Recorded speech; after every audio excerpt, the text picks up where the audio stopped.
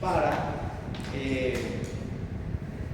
lo que son las partes internas de la cavidad orbitaria, ¿sí?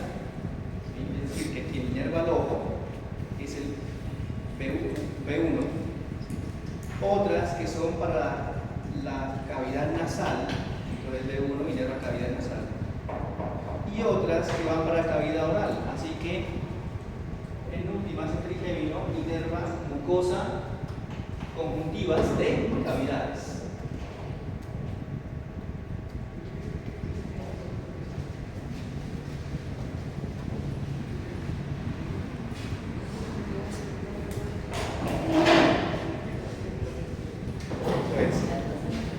Entonces, cavidad orbitaria con las conjuntivas y el bulbo del ojo inervan mucosa de cavidad nasal y mucosa de cavidad oral, incluso la lengua. ¿Listo? Pero esos serían aferentes somáticos generales. ¿Listo? Adicional a eso, aparte de cavidades, también inerva la piel de la cara, frente y cuero cabelludo, como pueden ver la distribución, hasta el vértex. Es decir, la parte más alta del cráneo, excepto el ángulo de la mandíbula. Pues el ángulo de la mandíbula ya viene por el plexo cervical. ¿Listo? Entonces ahí tenemos la distribución más o menos de la inervación sensitiva. Por la parte motora tiene un componente eferente visceral especial. Y cuando es un eferente especial es porque va dirigido a unos músculos que derivan del primer arco branquial. En este caso son los músculos de la masticación y otros. Va dirigido a los músculos de la masticación y otros. Y la pregunta, ¿y ese otros quiénes son? Ya conocemos los de la masticación. Y cuando hablamos de ese otros, existe una rama de B3, ¿sí?, que es el alveolar inferior, y una parte del alveolar inferior no entra a la mandíbula. Las ramas. Hay una parte del alveolar inferior que entra a la mandíbula y una parte que no entra. Esa partecita que no entra es la rama miloioidea. Y esa ramita miloioidea va dirigida a dos músculos: vientre anterior del irigástrico y el miloioideo. Entonces, ¿a quién inerva el trigémino? En esos otros. Al vientre anterior del irigástrico y al miloioideo. Pero faltan dos. Esos otros dos músculos que inerva el trigémino son tensores: tensor del tímpano y tensor del velo del paladar. No, eso es una rama aparte. ¿Listo?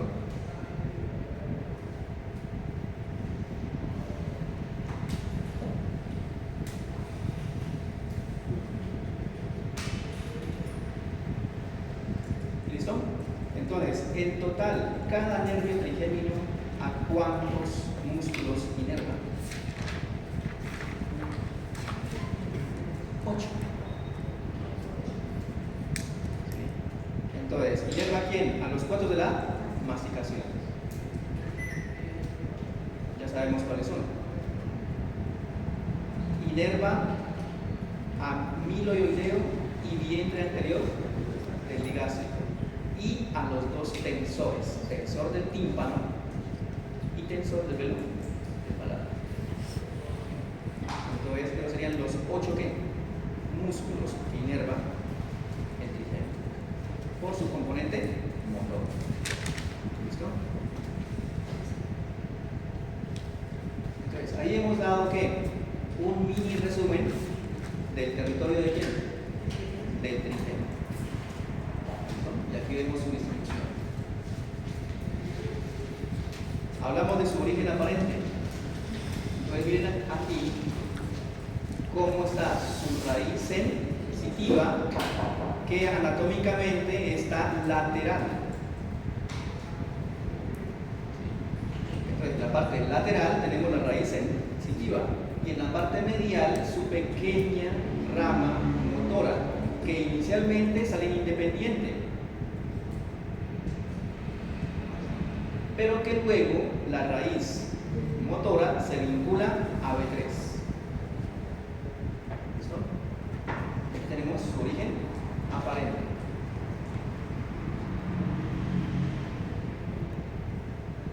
Hay un tallo, que estaba buscando ahorita, no lo encontré, que ustedes magistralmente han desmembrado esto. Es decir, no fue aquí como el corte, sino desmembrado, pero pues a veces ustedes logran algo que a veces yo no logro. Cuando se desmembra esa base, entonces se puede ver que el recorrido de quién? Del nervio, de la raíz sensitiva, que no es la. Y llega en lo profundo de la protuberancia a una masita, y de hecho se ve. Y esa voy a buscarla para preguntársela en el práctico.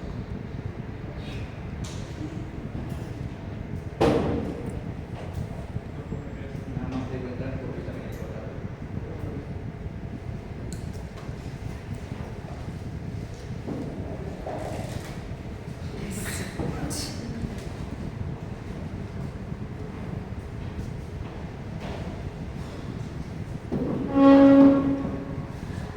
Entonces, cuando profundizamos acá hacia los núcleos, recordemos que el trigémino tiene un gran núcleo sensitivo dividido en 3 partes y un núcleo motor dividido en 2.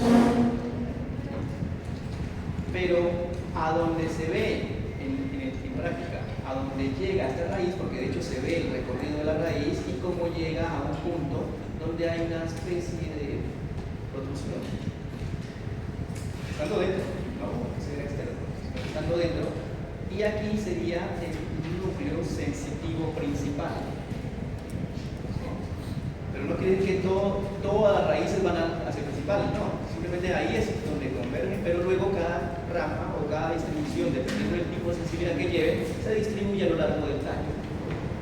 Pero tengan en cuenta que en la parte práctica, cuando vean ese nervio, cuando vean el pedúnculo cerebroso medio arrancado y luego se ve un trayecto que es la continuación del nervio, y de hecho se ve la continuación del nervio hacia adentro, y a donde llega, ¿quién sería?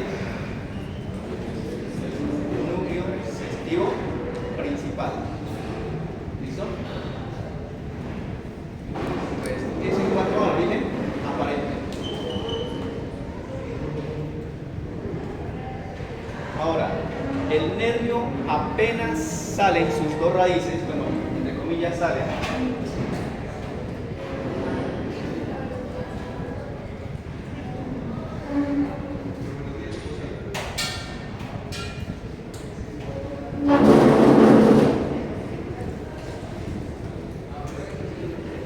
Entonces, apenas salen las raíces del nervio, en donde la protuberancia estaría por aquí, con su pedúnculo cerebral.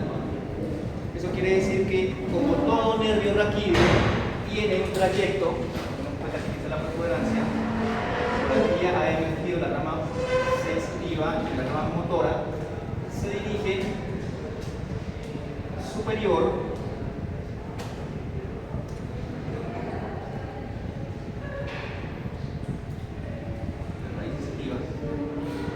aquí está quién. ¿Qué es esto?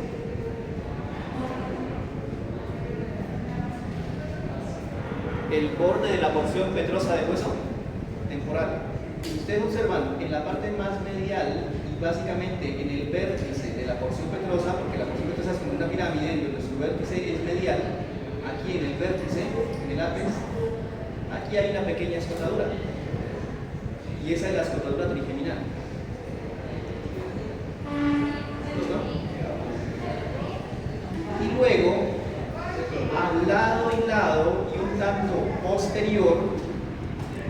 de la silla turca. Recuerden que esta es la silla turca, y aquí está la parte lateral de la silla turca, y aquí un poco hacia atrás de la silla turca, aquí deja una impresión trigeminal en los huesos del cráneo. Hay un cráneo donde está bien bonito marcado aquí esto, la presencia del ganglio de Gasser, y ese ganglio de Gasser, como es una elongación, deja impreso en el cráneo la impresión trigeminal. ¿Listo? Entonces recuerden que aquí está la impresión trigeminal. ¿Eso qué quiere decir? Que desde que sale su origen aparente, recuerden que aquí lo único que lo recubre es ¿quién? La tía y la madre, como en cualquier superficie del sistema. Eso quiere decir que aquí hasta por acá esta porción es subaracnoidea, es decir, está bañada por líquido cefalorraquídeo, y eso aplica técnicamente para todos los pares craneales. Todo par craneal, desde que sale su origen aparente y hace el recorrido hasta perforar la meninge, ahí está en el espacio subaracnoideo. ¿Listo? Ahora, aquí decimos que estaría la impresión, bueno, la escrotadura trigeminal, y un poco más adelante se forma el ganglio de Gasser o el ganglio del trigémino, y ese ganglio del trigémino es netamente sensitivo. ¿Listo? Y se encuentran la mayoría de los cuerpos de las neuronas pseudo unipolares, la mayoría excepto algo que más adelante vamos a ver cuál. ¿Listo? Sí, en el ganglio. ¿Por qué se forma el ganglio? ¿Por qué se forma todo ganglio? Porque hay cuerpos, ya sea de la neurona postgangliar o del cuerpo de la neurona de algún ganglio especial. Recuerden que cuando vimos médula decíamos que raíz posterior, y aquí tenemos que en la médula el ganglio de quién? De la raíz posterior. Este es como si fuera el ganglio de la raíz posterior, en donde aquí había que neuronas pseudo unipolares, una raíz central y una raíz periférica. ¿Sí? Entonces la mayoría de neuronas sensitivas está en el ganglio, excepto la de un componente. ¿Listo?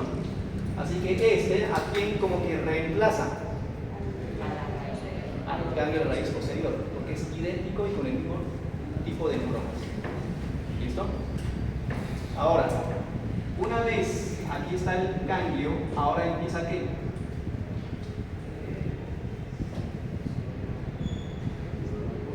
A dividirse en las tres ramas. Así que del ganglio de Gasser o del ganglio de trigémino nace B1, B2, B3. ¿Listo?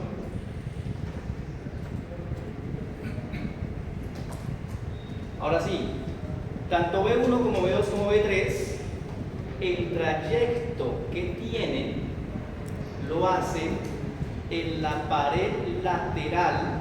Escuchen bien, en la pared lateral, nada más, B1 y B2, B3 nada que ver en eso.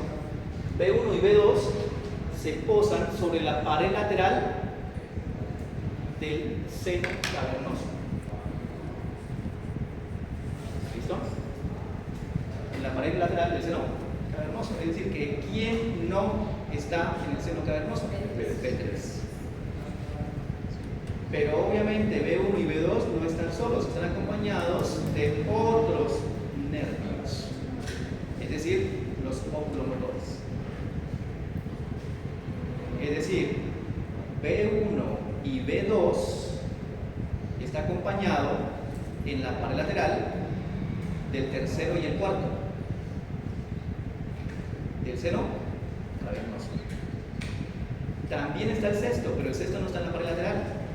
Está totalmente interno en el seno. ¿Junto con quién? ¿Y debajo de quién? ¿Junto de quién y debajo de quién? Por la cara un poco. Listo. Este es un corte coronal a nivel de la silla turca. ¿Y qué era aquí? La arteria carótida interna dentro del seno cavernoso. Y debajo de él, por eso dije, en el centro del seno cavernoso y junto con el sexto, están contenidos dentro del seno. Pero en la pared lateral del seno, miren acá, ¿quién está? ¿Qué es esto? Veis aquí. Tercero y cuarto. Y en la misma pared lateral, B1 y B2. Así que B1 y B2 en ese recorrido, buscando su orificio de la base de cráneo, pasan por la pared lateral del seno cavernoso. Entonces, lo que es tercero, cuarto, B1 y B2 están en la pared lateral. Pero el sexto también hace parte del seno, pero totalmente inmerso dentro de él. ¿Junto con quién? ¿Y debajo de quién?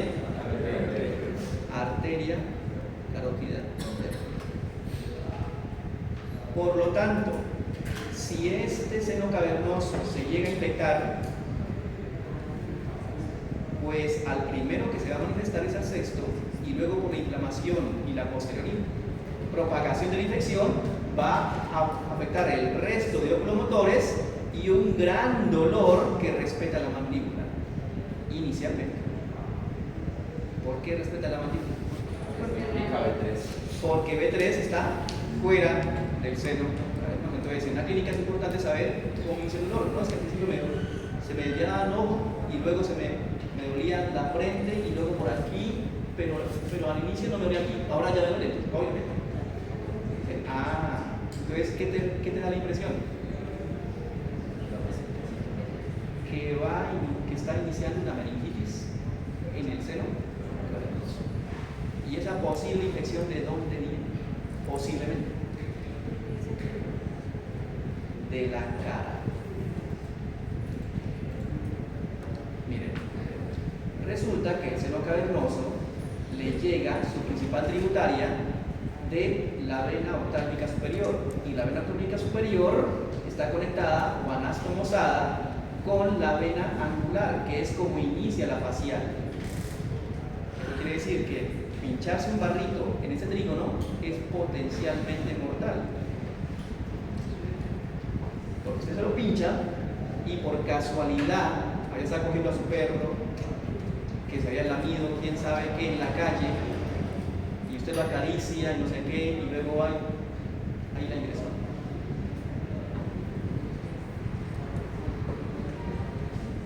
Exacto, un trígono posiblemente la muerte, porque la infección por flujo puede irse hacia atrás y llega al seno, y como ustedes ven en el seno cavernoso,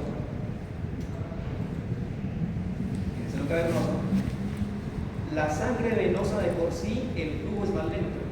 Pero ¿qué pasa cuando hay cavernas? Pues se hace aún más lento. Y al hacerse más lento,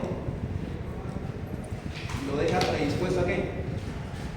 A que las bacterias tengan tiempo en agarrarse del seno y crear una colonia. Y de ahí inició la meningitis.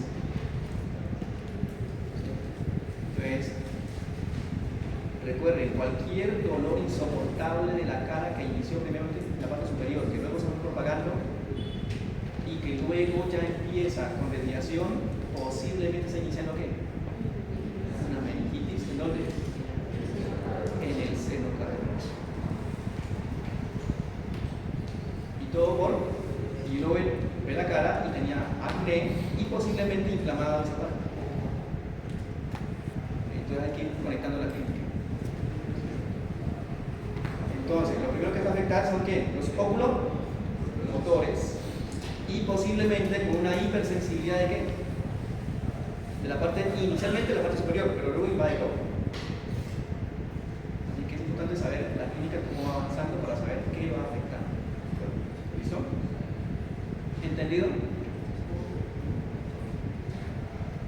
Cuando hay hipertensión mal cuidada, cuando hay hipertensión mal cuidada, también a veces se crea un aneurisma, que a veces por casualidad el aneurisma queda aquí. ¿Y qué es el aneurisma? Una dilatación del lobo sanguíneo por una debilidad vascular sumado a un problema de hipertensión. ¿Y qué pasa si ese aneurisma ahí se estalla? Entonces, sangre arterial se libera a un entorno ¿qué? Venoso. ¿Y qué le pasa al seno cavernoso si antes no tenía presión y ahora le llega presión de una arteria? Pues lo dilata. Y también va a tener la misma clínica, pero diferente a la meningitis, porque en la clínica de la meningitis, pues aparte de la inconsciencia y todo eso, pues acá va a haber una inflamación de la cara, porque la sangre se va a retornar por las venas que tenga contacto. ¿Y hacia dónde tiene contacto? Pues aparte de la presión, no solamente hacia adentro, sino también hacia afuera, y obviamente se le va a inflamar la mitad de la cara. Entonces puede ser que inició una ¿qué? Un aneurisma que se estalló, y miren dónde está. ¿Está dentro de quién? Del seno cavernoso. ¿Entendido? Entonces, esto da para mucha parte clínica, para los que se inclinan por la parte de neuro. ¿Listo? Miren quién va aquí, qué pares craneales le dio.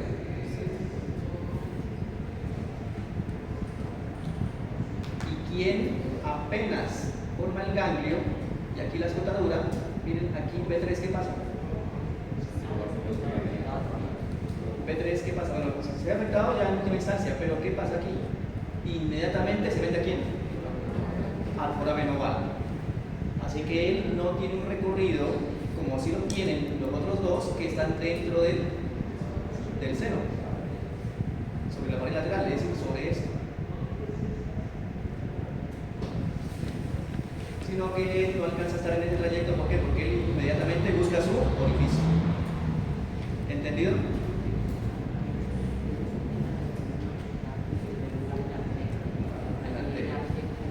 Y cuando aumenta la presión aquí, se dilata todo eso y se va hacia atrás y hacia adelante, que lo que es hacia atrás es lo que se manifiesta con edemación.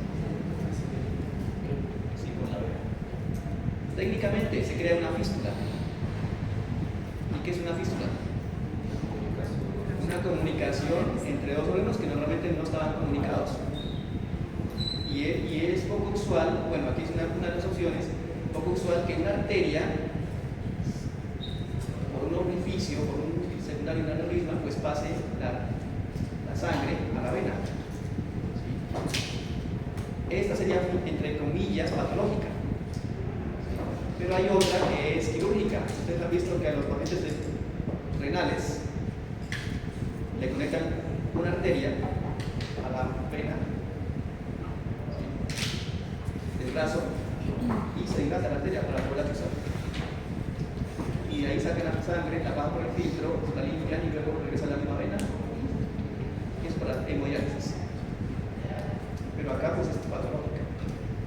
Y obviamente afecta al sistema nervioso. Y luego de la inflamación de la cara, pues progresivamente también inflaman todos los senos venosos. ¿Sí? Y en el momento en que empieza a inflamar, pues el problema es que empieza la inflamación, pero a nivel cerebral. Porque recuerden que si aumenta la presión en una vena, pues parte del líquido se va a devolver al tejido.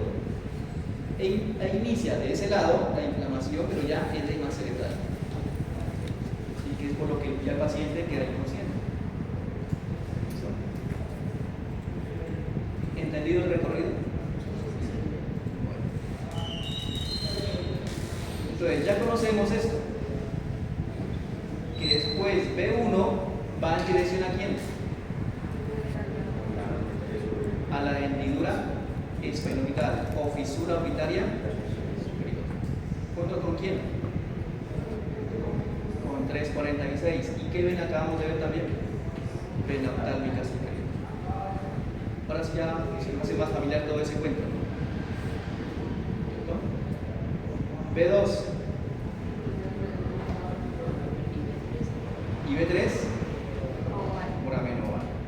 Pero como aquí estaba al lado del ganglio, pues el recorrido no es mucho. ¿Entendido? ¿Preguntas?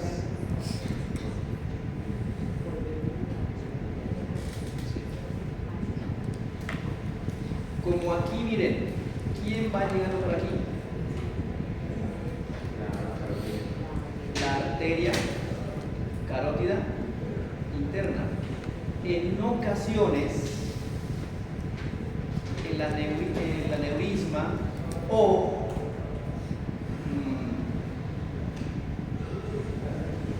la dilatación de la arteria carótida toca antrihemino. Así que una de las causas, no la única, una de las causas de la neuralgia del trigémino es que la arteria o se dilató o anatómicamente no estaba lo suficientemente separada del nervio y quedó rozándolo. De tal forma que cuando tiene una hipertensión o hace una actividad física que obliga a la presión a subir, termina tocando al trigémino. ¿Y qué pasa si toca al ganglio o a una rama del trigémino? Pues lo va a manifestar como dolor. Así que una de las causas de la neuralgia del trigémino puede ser vascular, mucha proximidad, y de hecho están próximas. El problema es qué tanto la toca y qué tanto la persona se dilata por hipertensión, estrés, actividad física y termina con la mitad. ¿Entendido? Entonces, una de las causas de la neuralgia del trigémino puede ser de origen vascular. Algún vaso o una rama percute al nervio y como la mayor parte o la gran parte de él es sensitivo, pues termina estimulando a neuronas sensitivas y el cerebro lo va a interpretar como ¿qué? Como dolor de la cara.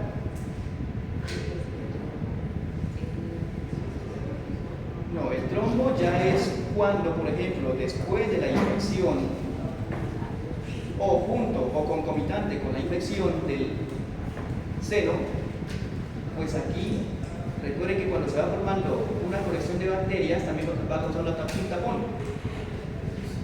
Y cuando las meninges aquí están totalmente inflamadas y con una colección de pus, y aparte de eso sangre, se estaciona. ¿Y qué le pasa con la sangre que no circula? Tiende a coagularse. Así que se complica ¿con qué? Con una trombosis del seno cavernoso, que termina por complicar aún más la situación. Imagínense una cirugía aquí. El único acceso es vía nasal, así como los egipcios. De hecho, el acceso es ¿qué? Nasal. Desde por acá cortan aquí, unen acá, abren esto y con la vía nasal tratan de hacer la microcirugía, que son cirugías que duran días o medio días. ¿Y cómo hacer para rebanar todo esto? Y miren todo lo que existe. Teniendo en cuenta que aquí está enorme comparado con lo que en realidad es. Por eso, pues obviamente tiene que tener un pulso, obviamente de neuro.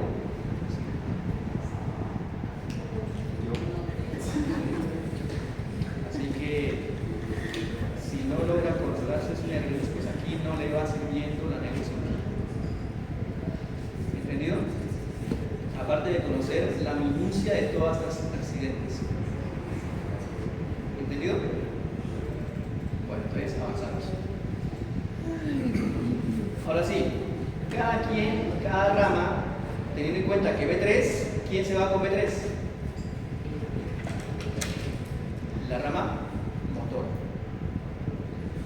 Porque a B3 se le va a funcionar la rama motora. Porque B3 es el que realmente es. ¿Listo? Es decir, en últimas mixto. Ahora miren lo que pasa. Núcleos. Entonces, para poder hablar de sus ramas y sus funciones, pues hablemos de núcleos.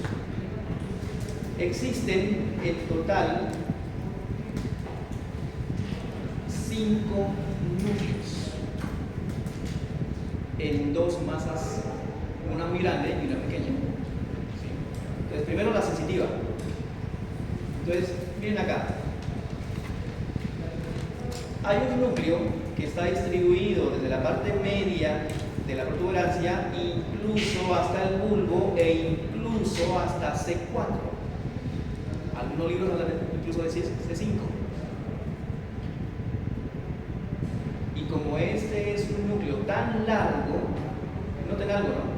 El núcleo, escuchen bien, el núcleo este que estamos señalando aquí lo forman los cuerpos de las segundas neuronas. ¿Sí? ¿Y a cuál nos referimos? Al núcleo trigémino espinal. ¿Sí? Entonces, una cosa es el núcleo que lo forman los cuerpos de las segundas neuronas. ¿Entendido? Pero, ¿cómo hace o dónde mejor está ubicada la primera entonces? Trigémino espinal. Bueno, vamos a dividir los núcleos en dos grupos: el gran núcleo sensitivo y el pequeño motor. Empezamos con quién? Con el sensitivo. Y el sensitivo lo dividimos en tres. ¿Y el primero de esos tres cuál es? Trigémino espinal. ¿Por qué se llama trigémino espinal? Porque es digamos, el más largo, tanto así que llega a la médula espinal, incluso hasta C4. Y algunos dicen que es así. Digamos que C4. ¿Listo? Déjalo como un término medio. Entonces, va técnicamente en la protuberancia, en el bulbo y llega hasta la médula espinal. ¿Listo? Ese es el núcleo trigémino espinal. Pero el núcleo, ¿quién lo forma? Los cuerpos de las segundas neuronas, porque la primera, ¿en dónde está? En el ganglio de Gaster. ¿Entendido? Entonces, acá tenemos aquí, miren, al ganglio de Gaster, o el ganglio del trigémino. ¿Listo? Pero como el ganglio del trigémino, aquí están los cuerpos, recuerden que cada cuerpo luego se divide y da su rama periférica que se va a conectar al receptor. Y cuando ingresa la información, se va a la rama central. Y la rama central que van a desembocar al núcleo, que son la segunda neurona, tiene que hacer un recorrido. ¿Y eso qué quiere decir? Que muchos axones que recogen información que le van a dejar a este núcleo, es decir, al cuerpo de la segunda neurona, tienen que hacer un ¿qué? Un descenso. Así que aquí determinamos dos estructuras diferentes. Una, ¿cuál es? El núcleo trigémino espinal. Y al ladito, ¿quién? La raíz descendente del núcleo trigémino espinal. ¿Entendido? Pues una cosa es que aquí donde están los cuerpos de las neuronas, de las segundas neuronas, ¿son quiénes? Ese es el núcleo. Pero para que, como esta segunda neurona cruza, segunda neurona que cruza para no subir, el núcleo lo forma la segunda, bueno, los cuerpos de la segunda neurona, porque la primera está en el ganglio. Y esa raíz central, para poder alcanzar a esa segunda neurona, se tiene que hacer algunas aquí, otras por acá, otras acá, otras acá, otras acá, hasta C4. ¿Eso qué quiere decir? Que lateral al núcleo, ¿quién se encuentra? La raíz descendente del núcleo trigémino espinal. Entonces, es núcleo trigémino espinal y su raíz descendente. ¿Quién forma la raíz descendente?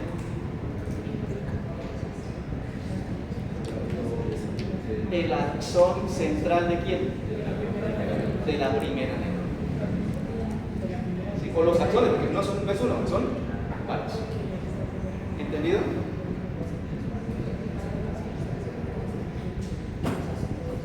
La pregunta: ¿qué recoge ese núcleo? ¿Qué tipo? Dolor, temperatura y algo de tacto. ¿Eso qué quiere decir? Que lo que recoja de B1 de dolor, lo recoja B2 y B3, que sea dolor, temperatura y algo de tacto leve, lo recoge y lo lleva ¿a dónde? Al núcleo trigémino. Entonces, ¿para qué es el núcleo trigémino espinal? Principalmente dolor y temperatura. Y algo, es decir, parte de la sensibilidad súper ¿Entendido? Ahora sí, segundo núcleo. Ese es el más largo. Sí, el componente sensitivo, ¿no? Segunda porción, miren arriba. Acá que hay otras segundas neuronas. Porque la primera sigue siendo así. Las segundas neuronas que aquí no están dibujadas, pero aquí estarían segundas neuronas. ¿Y ahora qué van a formar? En toda esta masa.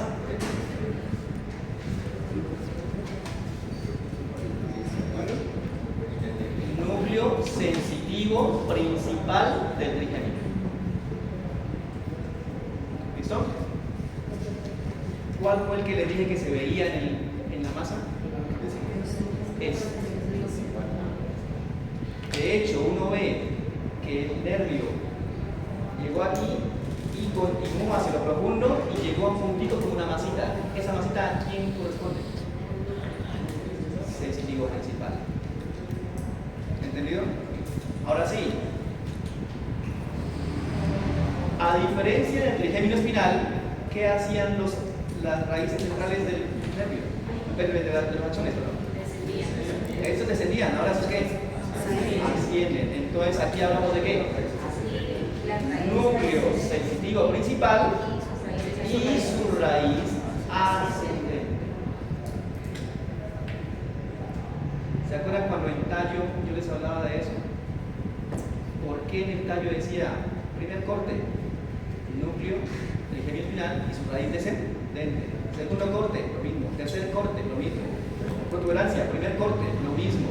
Segundo corte, lo mismo. Pero tercer corte cambiaba a sensorial o sensitivo principal, pero ahora ¿qué? Porque ya cambió. A nivel de la... El tercer corte a nivel de la protuberancia. ¿De acuerdo? ¿Entendido? Ahora sí, vamos con dos núcleos. La pregunta, ¿este núcleo qué recibe?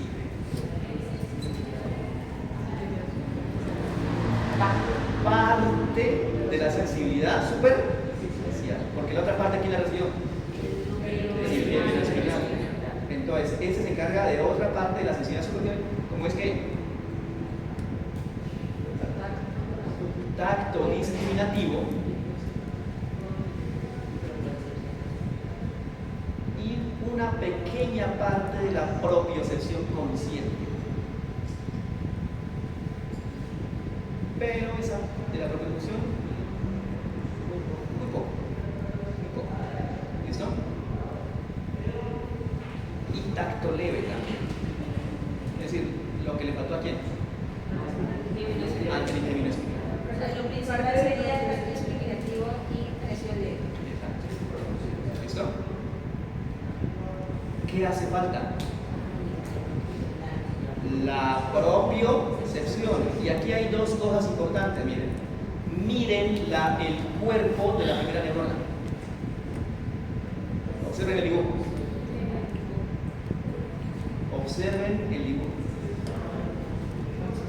¿Quién forma el núcleo? Noten la diferencia con respecto a los otros.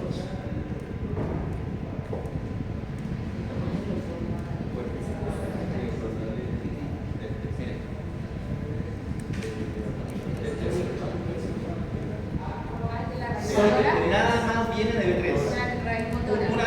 Uno de los cosas que ven ahí. Nada más viene de quién? De B3. Pero, ¿dónde ven aquí la primera neurona? No. Este es el único, digamos, este es el mesencefálico del trigémino, en donde el núcleo ya no lo forma quién. Ya no lo forma quién. La segunda, sino que el núcleo lo forma la primera. ¿Eso qué quiere decir? Que fue como un ganglio que se quedó dentro del sistema nervioso central. ¿Sí me hago entender? Normalmente un ganglio, ¿cómo queda? Fuera. Bueno, dilatado por la presión de los cuerpos, pero fuera de quién? Del sistema nervioso central. ¿Cierto? ganglio del trigémino, fuera. Pero este núcleo fue como un ganglio que se quedó dentro. Por lo tanto, la primera neurona no queda en el ganglio. La primera neurona la forma, o está el cuerpo formando el núcleo. ¿Entendido? Entonces tengan en cuenta eso. El núcleo mesencefálico del trigémino está formado por quién? Por la primera neurona. A diferencia de los otros dos. ¿Y quién lo formaba? ¿Quién era? ¿Quién era? La segunda. ¿Entendido?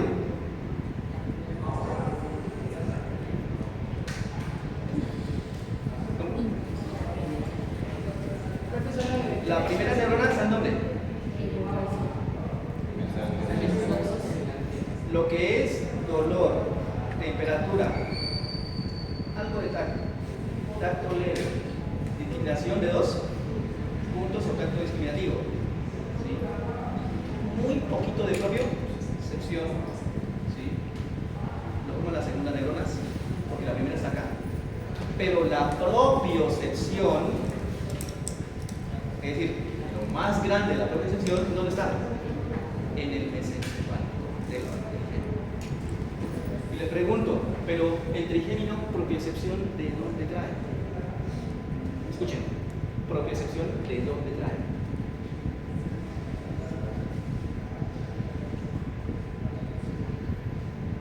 De la articulación. Primero, músculo de la masticación. Es decir, trae uso neurotendinoso y neuromuscular de los núcleos de qué? De la masticación. Principalmente. Ya de forma secundaria, ¿de qué otros músculos? De la expresión facial. ¿Entendido? De la expresión facial. Igual van al trigémino. Ojo, no es lo mismo moverlos de la expresión facial, que es por el séptimo, a sentir su propia expresión, que es por el quinto. B3. ¿Listo? ¿Entendido? Y obviamente de cápsula articular de la ATM. Tiene razón. Entonces, músculo de la masticación, algo de músculo de la cara, expresión facial. ¿Sí? Y principalmente de cápsula articular de ATM. Articulación temporomandibular. Por lo tanto, ¿para qué se utiliza esa información propioceptiva? Porque de acuerdo a eso, ¿yo qué? ¿De acuerdo a eso, yo qué? Regula la intensidad de la mordida. Entonces, de todos los núcleos sensitivos, ¿cuál tiene que ver con la intensidad de la mordida? El mesencefálico. ¿Entendido? Entonces, ¿qué núcleo tiene que ver con la intensidad de la mordida? ¿Por qué? Porque él recoge propiocepción de músculos de qué?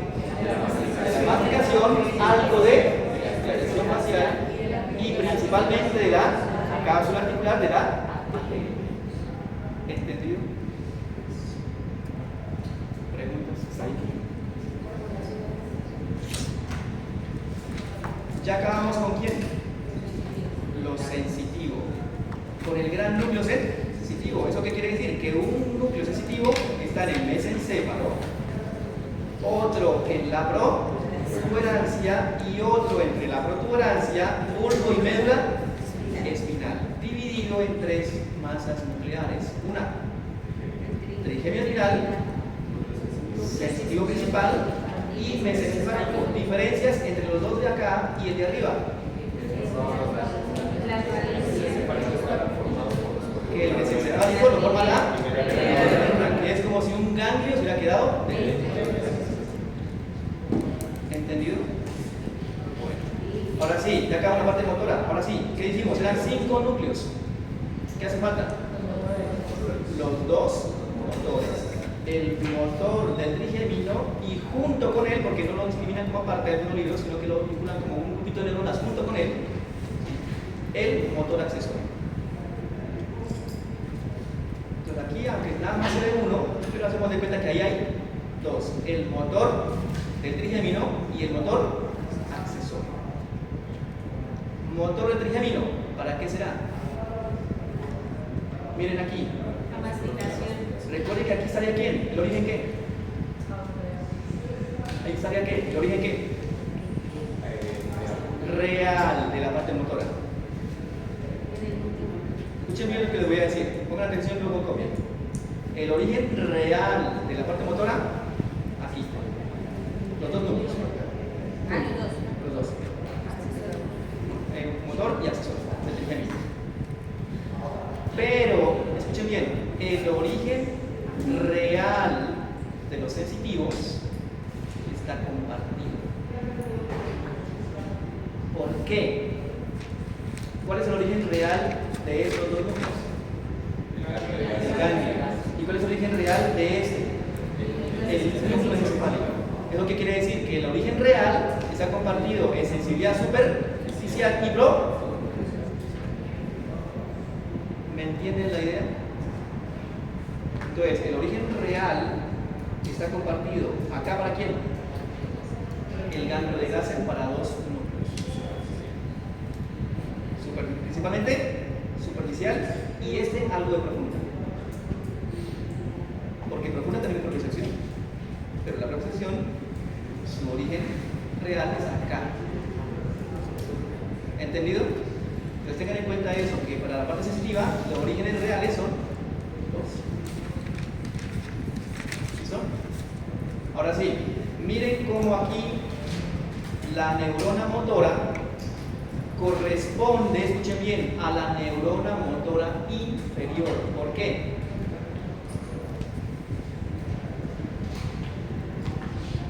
Porque en toda parte motora, independientemente cuál sea, ya sea de nervio raquídeo o del par craneal, la neurona motora superior es la que viene del área 4. ¿La que viene de dónde? Del área 4. En este caso, la región de quién? De la cara. ¿Y baja en qué sección del fascículo? Córtico nuclear. ¿Se acuerdan? Porque para la médula espinal iban dos fascículos. De los 3 fascículos de la vía, mira. ¿Sí me están escuchando y entendiendo lo que estoy diciendo? Voy a adelantarme un poquito para que me entiendan. Es que esto, si uno se desconecta, ya empieza a...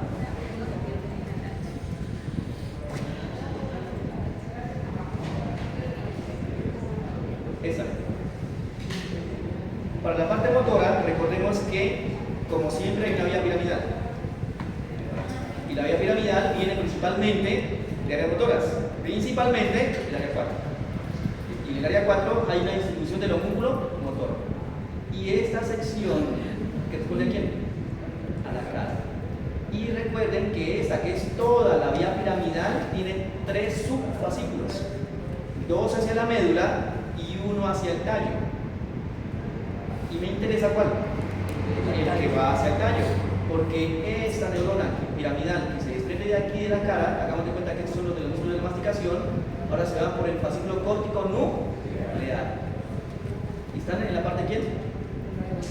De la rodilla de la cápsula interna, en la parte medial de quién? Del pie medular. Y luego, cuando llega al núcleo motor de quién? Del trigémino y el motor accesorio, llega a este núcleo. Esta neuronita que viene desde acá arriba,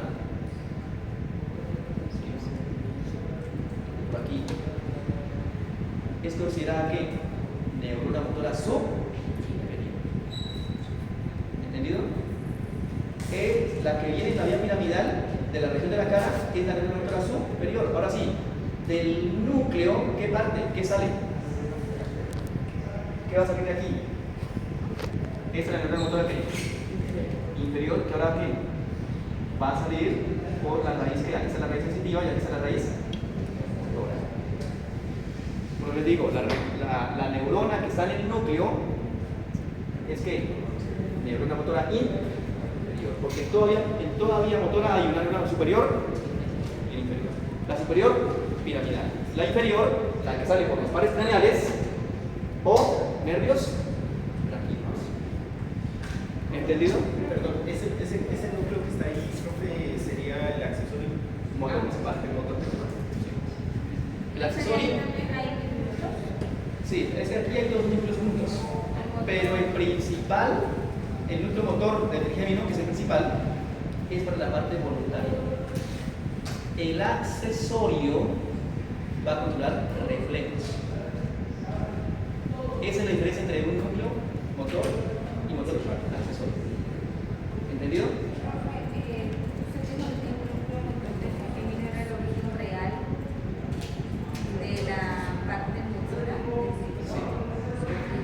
Miren aquí. ¿Ese qué es?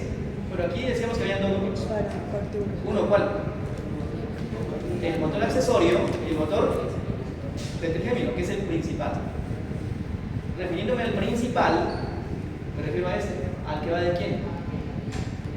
El que recibió la información de la vía piramidal y de aquí se origina la raíz, las células que motoras que van a los procesos de la masticación y otros.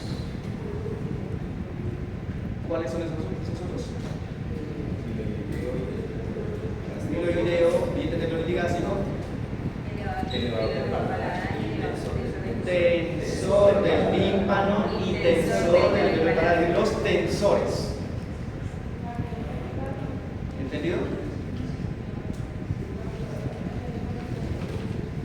¿Preguntas ahí? Ahora sí, lo del accesorio va vinculado o muy conectado con la formación reticular. Tengan en cuenta eso. El motor accesorio está muy vinculado a quién, o muy sinaptado a quién, a la formación reticular. Pero ¿para qué? Para dejar colaterales, uno, y principalmente colaterales reflejas, es decir, involuntarias.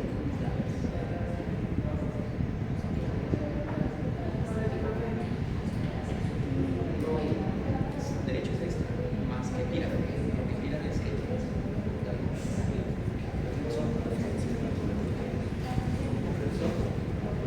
¿entendido los núcleos?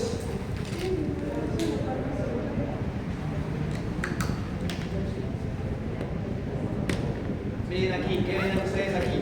Pues lo mismo del anterior, solamente que el otro lado. ¿Eso qué es? Supuestamente si estuviera de frente sería el lado derecho. Y en el siguiente